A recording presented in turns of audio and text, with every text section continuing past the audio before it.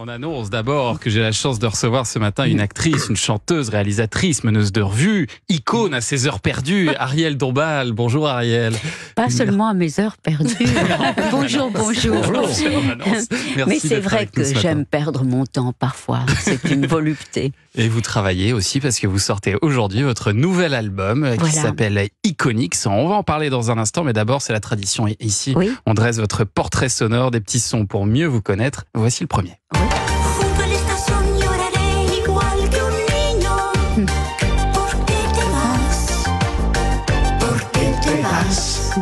Vous êtes né aux États-Unis, Ariel Dombal, puis vous avez grandi au Mexique jusqu'à vos 18 ans. Quand Porque te vas sort à l'été 74, vous êtes ado au Mexique et cette chanson, elle va vous bouleverser, paraît-il. Oui, c'était Cría Cuervo, c'était d'abord un film. Et donc, en effet, c'est quelque chose qui, comme ça a été une espèce de succès planétaire. Ouais. Alors voilà, quelques années après, je l'ai repris et j'ai fait un clip, parce que vous savez, je suis quelqu'un qui est un peu au carrefour de tous les arts. C'est comme ça que j'ai structuré ma vie. Et donc, j'ai commencé à faire du cinéma très jeune et de la musique, le conservatoire de musique, tout ça. Ouais. Et j'essaye de conjuguer tous les arts dans ma vie. Ce qui est très difficile, mais j'y arrive. Et vous y arrivez bien. Et alors justement, le cinéma très jeune, c'est notamment Perceval le Gallois. Et la demoiselle le prend par la main débonnairement. Perceval le Gallois d'Éric Rohmer avec Fabrice Lucchini. C'est votre tout premier rôle, je crois, au cinéma. Vous aviez 20 ans à l'époque. Voilà, et c'est aussi, on m'a choisi parce que je savais chanter. J'étais déjà au conservatoire, et donc il fallait une créature blonde, aux yeux bien fendus, tel que Chrétien de Troyes le décrit dans Perceval, dans ce premier roman d'amour de la littérature française. Mais il paraît, Ariel Dombal, que quand vous avez vu le film, vous êtes évanoui, vous avez détesté. Oui, j'ai détesté parce que c'était la première fois que je voyais mon visage comme ça, tellement grand, sur un écran. Et puis c'était éclairage à la bougie. Et puis j'ai détesté, je me suis évanouie. Tellement je ne m'imaginais pas comme ça. C'est fou ça. Ben oui. Et alors face à Fabrice Lucchini, il fallait s'imposer aussi, j'imagine. Il ne fallait pas s'imposer, non. Ça s'est tout de suite très très bien passé parce que Fabrice était quelqu'un d'extrêmement brillant et volubile et drôle. Ouais. Et il était, à l'époque, c'était ses tout débuts. Il a débuté avec Rohmer. Lui, c'était son deuxième film avec Rohmer. Mais c'était très difficile. C'était une chanson de geste. C'est quelque chose de tout à fait particulier. Bien sûr. C'était les mystères du Moyen-Âge. Donc, c'était un style, moi, pour mon premier film, tout à fait particulier, parce qu'il fallait apprendre cette musique de Guillaume de Machaut. Tout ça, c'est le 12e siècle. C'est improbable. C'est il y a très très loin. Et ça va pas vous empêcher de refaire d'autres films, d'ailleurs, avec Rohmer. Vous allez devenir la vedette du cinéma d'Éric Rohmer, qui vous dirige dans plusieurs films, et qui vous inspire aussi pour passer vous-même à la réalisation.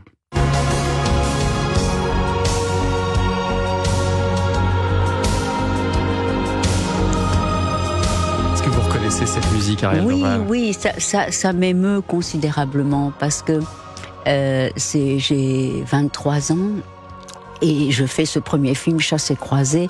Éric me dit, écoute, la technique cinématographique, comme dit Orson Welles, ça s'apprend en un quart d'heure. En revanche, il faut un style. Et si tu crois avoir quelque chose à dire avec style, fais-le.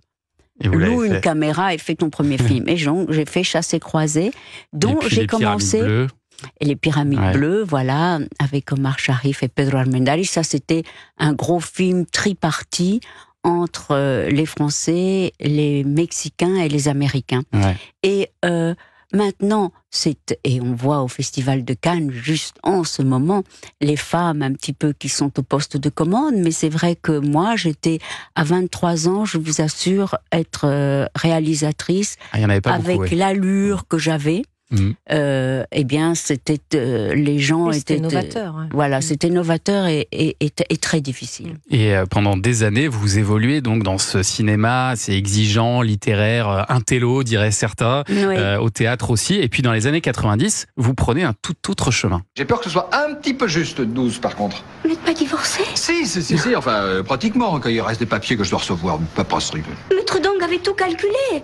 Lune montante, biorhythme harmonisé, 3e cycle de l'année du chien.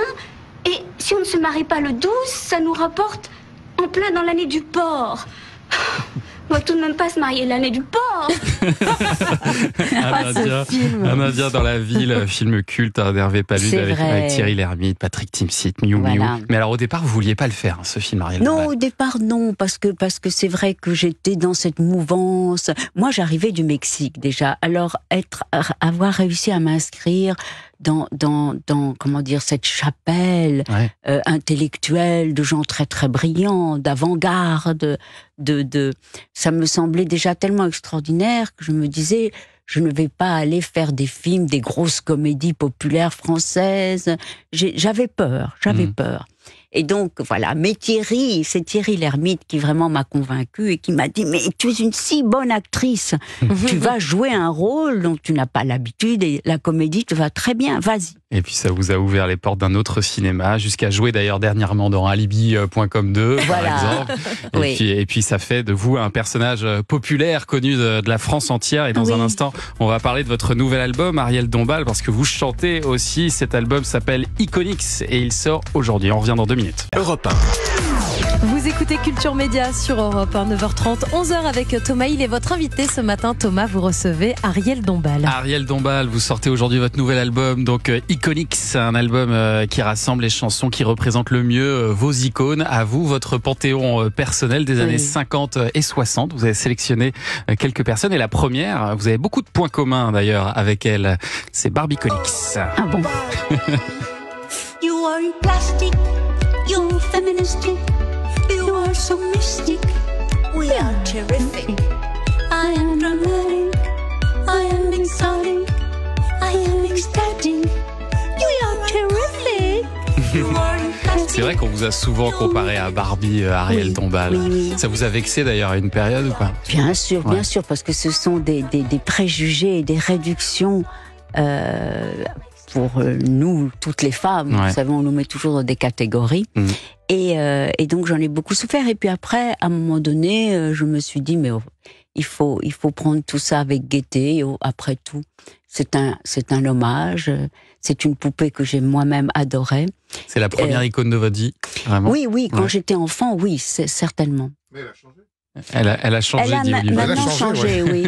Elle a évolué, je crois qu'elle a un peu évolué. Mais tant mieux, il y a eu d'abord les premières poupées Barbie Black. C'était important. Je crois que c'est mensuration si on change. Les mensurations, oui, parce qu'ils ont pensé qu'en effet, il y avait une espèce de cliché qui ne va plus avec l'époque. C'est ça. Voilà. Vous êtes devenue trop fine pour être une Barbie. Exactement. Maintenant, il faut plus être une Kardashian et se rajouter des prothèses. Moi, je ne me suis pas rajouté de prothèses. C'est à la mode, mais je ne suis pas allée là-dedans. Et puis alors, dans cette chanson, vous dites que vous êtes née aux États-Unis en 1958 comme Barbie. Voilà. Même si certains disent que ça n'est pas votre année de naissance, mais moi, je suis comme Florence Foresti qui nous disait l'autre jour être transâge et s'identifier à une femme de 32 ans. Je trouve qu'on peut choisir son âge. Vous êtes d'accord avec ça? Voilà, exactement. Et vous faites le même constat, vous, que Greta Gerwig et son film, Barbie, pour vous, elle est féministe. Bien sûr, mais comme féministe. Je l'ai écrit et chanté avant le film Barbie. Voilà. Et c'est une vérité, je me répète toujours, mais c'est vrai que c'est la seule poupée que nous avions on pouvait s'identifier à son futur. Elle était championne, elle faisait tout et aussi conductrice de camion et astronaute et avocate et grand médecin et voilà. Les Playmobil aussi. Hein. Les étaient moins sexy. Les Playmobil, ils étaient plus géométriques. Hein. Moi, je ne sais pas. Vous vous êtes identifié à un petit microcube. Alors, Barbie, elle fait partie de votre panthéon. Des 3 B d'ailleurs. Barbie, Bardot et Beauvoir. Et alors, pour Brigitte Bardot, vous chantez cette chanson qui s'appelle Blonde Vénus.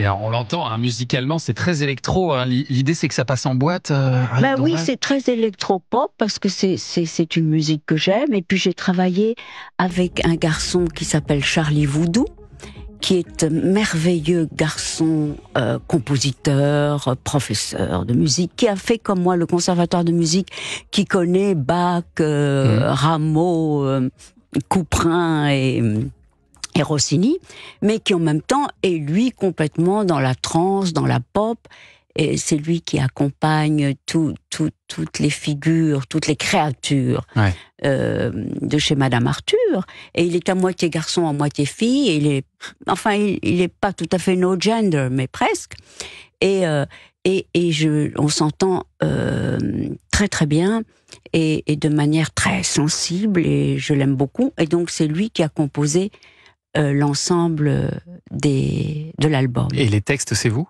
Et les textes, il y en a, c'est moi. Ouais. Et puis il y en a d'autres, Barbie, c'était lui. Et alors, pour rendre hommage aussi à Simone de Beauvoir, vous reprenez votre chanson « Woman, Just a Woman ».